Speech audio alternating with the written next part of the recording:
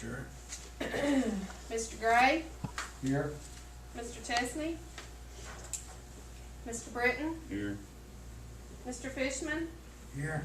Mr. Ramsey, Here. Mr. Shipley, Here. and Mr. Cox. Here. Quorum is so ordered. You have a summary of the meeting that we held, the first, last month. Give you just a minute to look it over. It's, just a summary. If there are any questions about it, anybody? Any clarifications?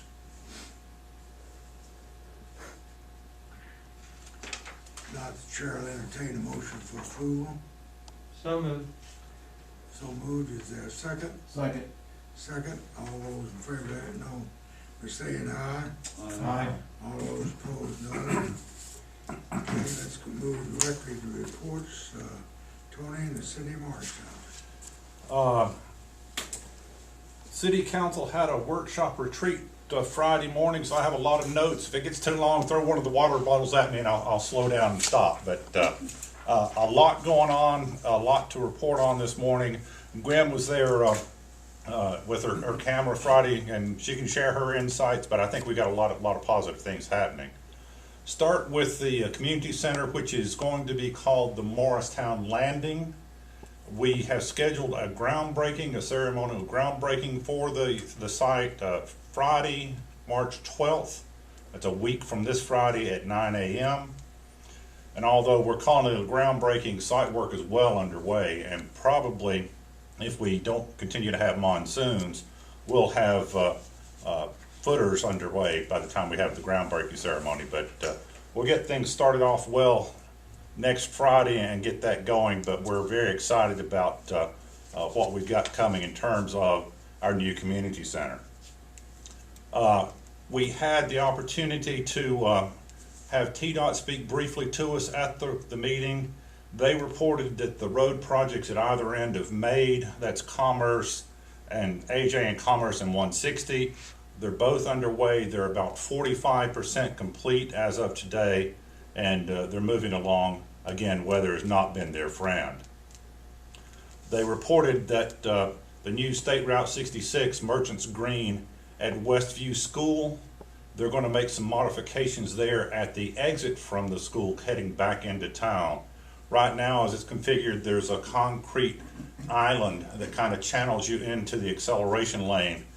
During spring break, they're going to take that out and allow for an easier merge into the traffic coming into town.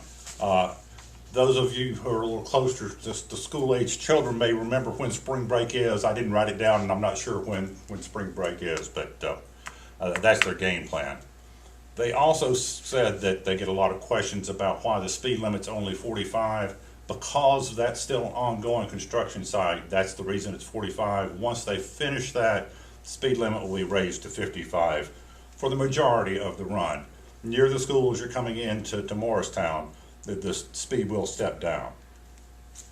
In terms of city projects, the West AJ resurfacing from Crescent Center to the Morris Walters intersection is slated to start this month. The contractor is supposed to mobilize on the 22nd of this month.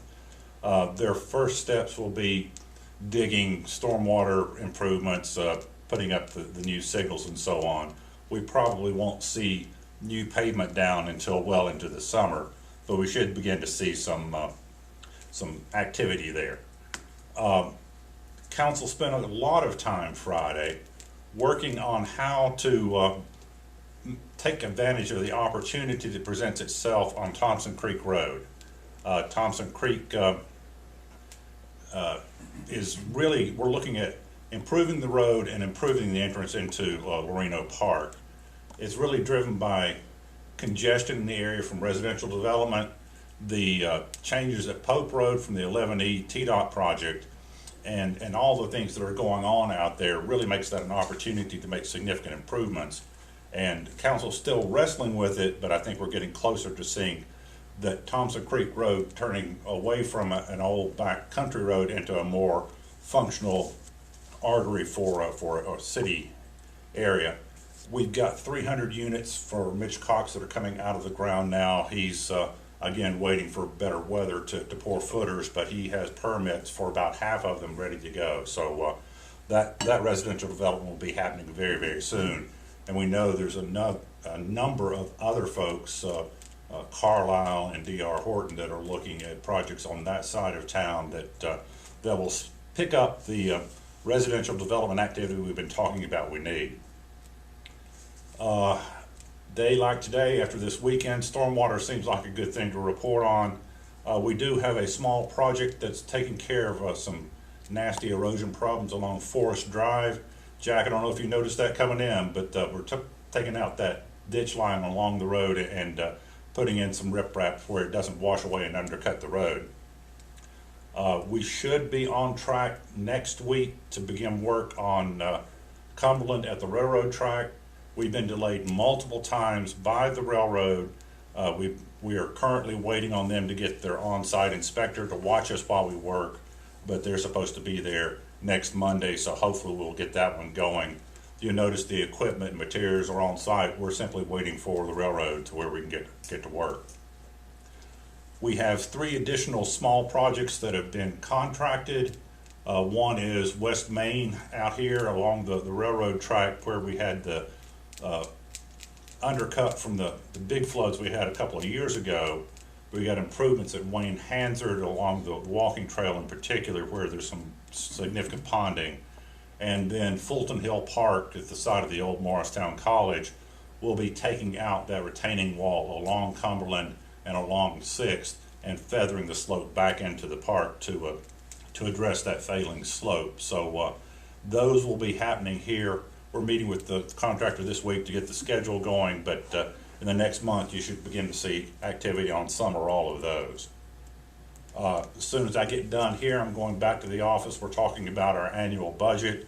Still very early, but I remain concerned, as I've said before to this group, about sales tax growth and the fact that sales tax increases seem to be much greater in counties as opposed to developed commercial areas. That's going to put a strain on our ability to do projects in the future and to get some things done. But overall, we're excited about what we've got going on and look forward to getting some of this stuff done. That's my report for this morning. Any questions for Tony? Anybody? If not, Bill? Okay, talk first about COVID news. In our local vaccination plan. Hamilton County's in phase 1B with folks 65 and over, and teachers, first responders, healthcare workers. The mask mandate was extended. I extended it over the weekend through March the 31st. The governor gave county mayors authority through April. Sevier County extended theirs to April 15th, Claiborne County to March 31st, Roane County to March 31st. The vaccination event at Walter State went Saturday, went very well. 519 shots were given. Crescent Center Drugs is giving shots to teachers. Walmart East and Buffalo Trail are giving vaccinations. The health department converted its line to double lines. Let's see, Sherry sent me this morning vaccinations. Now this is at the health department, and I'm assuming it includes the Walter State event. 1,256 vaccinations this week. So if you take out the event at Walter State, about 700 at the health department. Let's see. The Justice Center project is in the bid phase. Expect a contract to be awarded in April. Budget process has begun, kind of like what Tony was talking about. Department meetings in March. We'll put it all together in April and have hearings with the commission in May. Was told unofficially yesterday that TDOT's received money for phase 2 of State Route 34. What now? That TDOT has received money to begin purchasing right-of-way for the second phase of Highway 11E. So, and demolition is going on in phase 1. And phase 2 is what area? From Warrensburg Road to... Stagecoach? Yes, I think that's right. Okay. All right. Yes.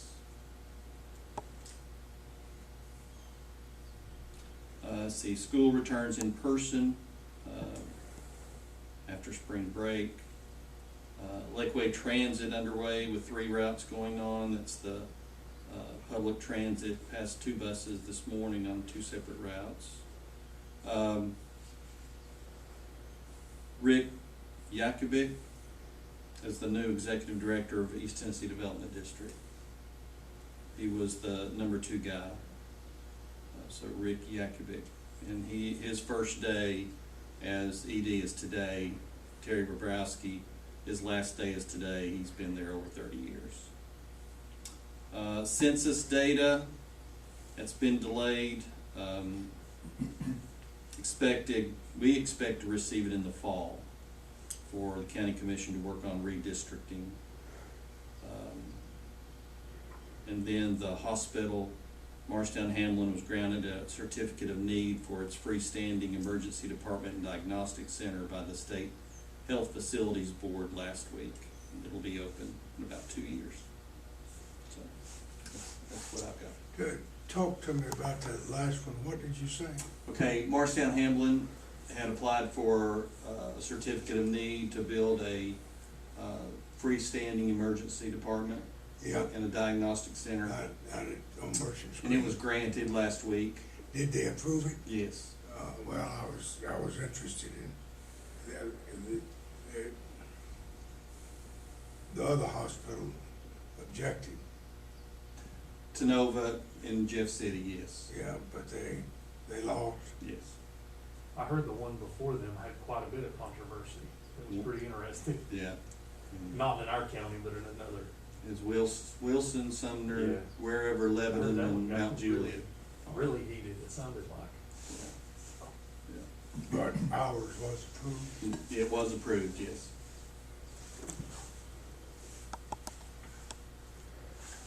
Bill, the mass event at the Expo Center, I drove through, got my shot, extremely well organized, staffed, very, very smooth, an excellent event.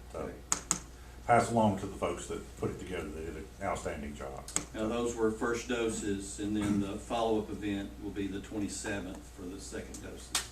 Did you get a card or anything about that? Yes, yes, So you guys are to come back on the 27th? that's right. Okay.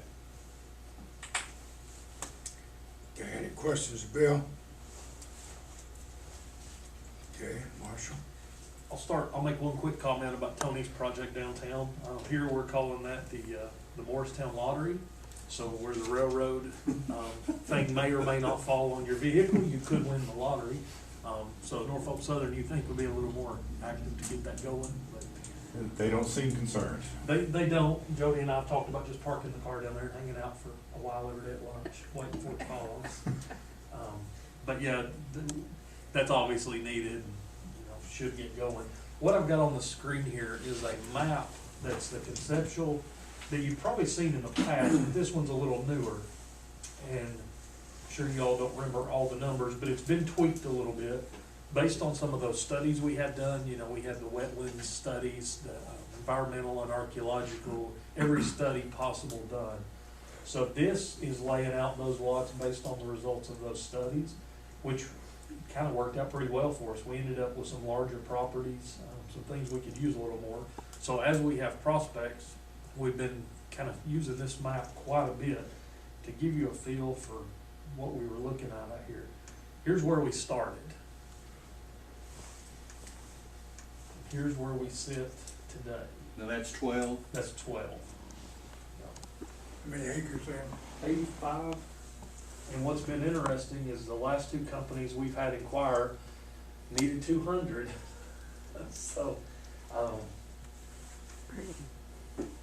here's kind of some mapping we use, you know, to show utility availability out there.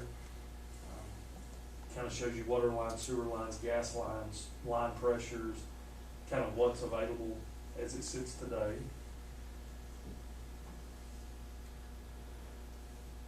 And the blue is the road that's developed so far. Correct, yes.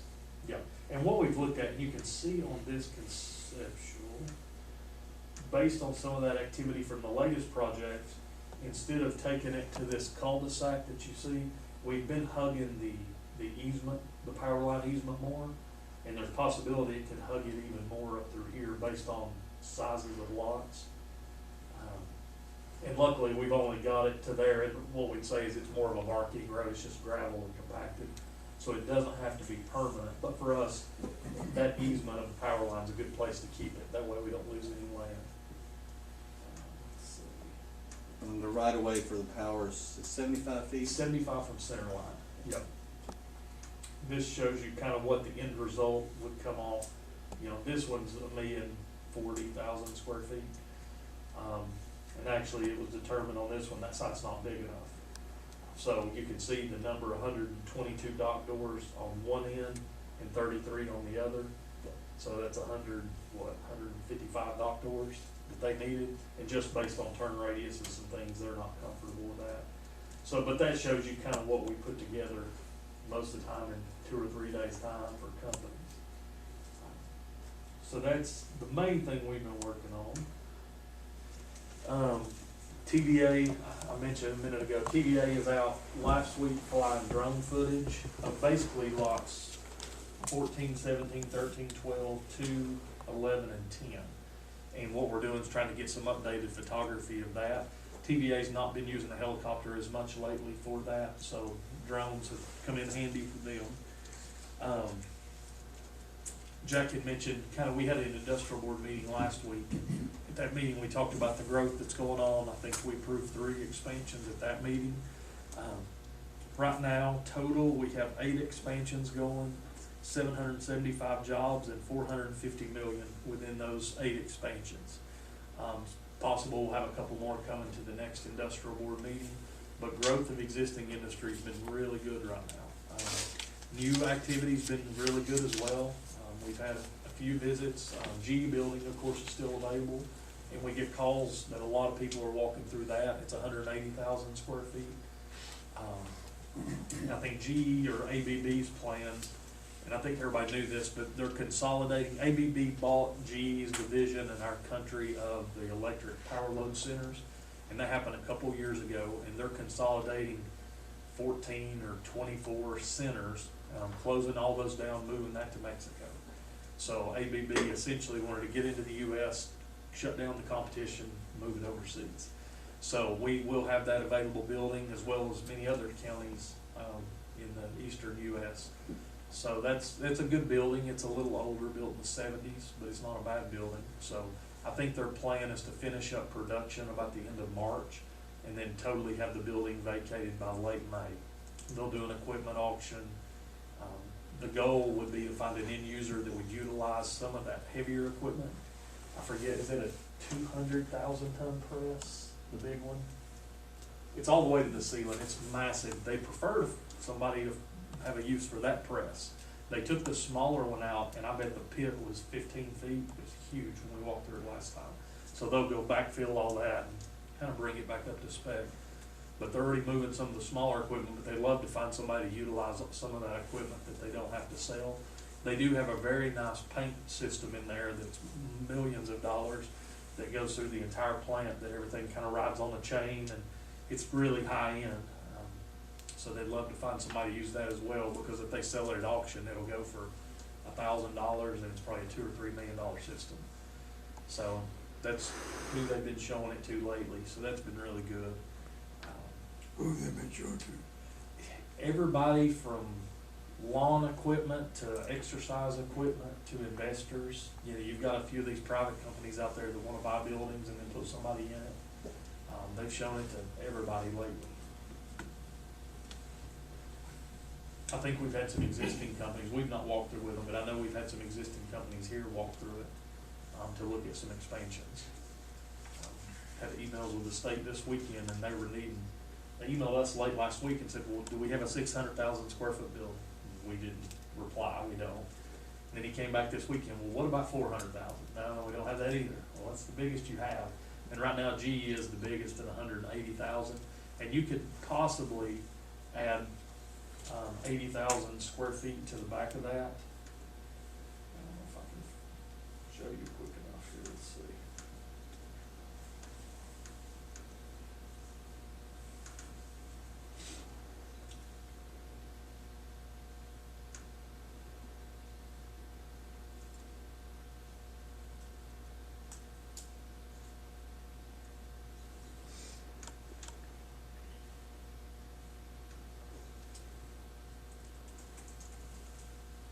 Let's see if I can kind of show you what I'm talking about here.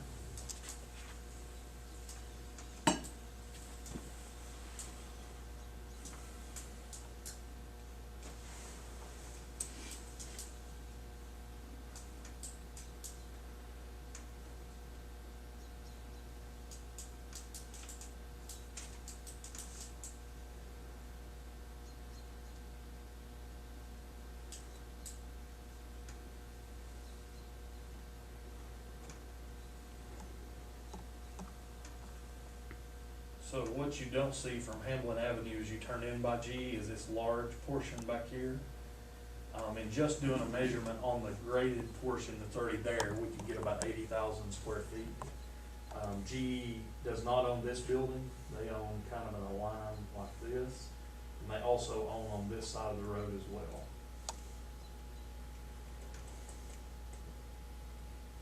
Anybody have any questions of Marshall? What's the status on the bus factory right now? They say when old people get on buses to the Grand Canyon, so it'll be a while. They're basically using the terminology for the travel industry, and they're saying once travel industry recovers, so they're saying 23 or 24 to begin. So I think it'll be a while. Any other questions?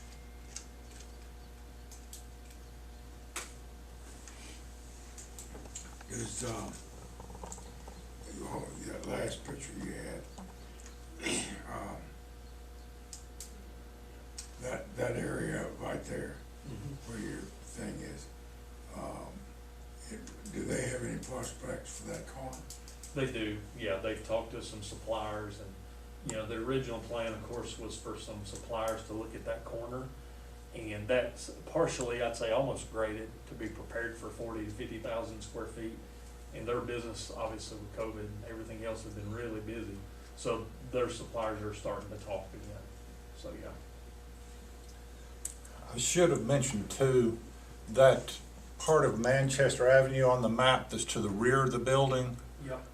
council has cleaned that up. They will vote for the second reading Tuesday night and abandon whatever right-of-way we might have had that's really functioned as a driveway for a very long time.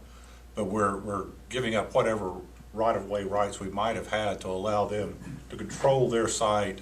They need some security, and that will allow them to bring in some stuff in the back of the building as well. Yep. And you can see this is the after. I'll see if I can zoom back. This is before. The industrial board bought this property and upgraded it, you know, for iAtric, and this was prior to the construction, and this was after. So you can see the before was about 200,000 square feet. You can't see inside. Had some live animals, raccoons, deer living inside of the building. And then, you know, now today you have a 400,000 square foot pharmaceutical grade facility, paying pretty good wages. Their original commitment to Morristown was 247 jobs, and by their next hiring phase, they'll be at 466. So they've done pretty well. And those are pretty high-end, high-quality, clean jobs. The whole place is air-conditioned and climate-controlled. It's pretty nice. Anybody have any questions? Okay, any other business? Looks like, everybody's got the rain breaks and we'll be under construction in lots of areas. You mentioned, Tony, do you think you might have any serious stormwater problems? Right now, everything's saturated. If we can get small gaps in between and let it run off, I think we'll be in good shape. I have nothing reported so far, but today's gonna test things. We'll find out where the weak points are. Anybody have any other questions? Not, we adjourn.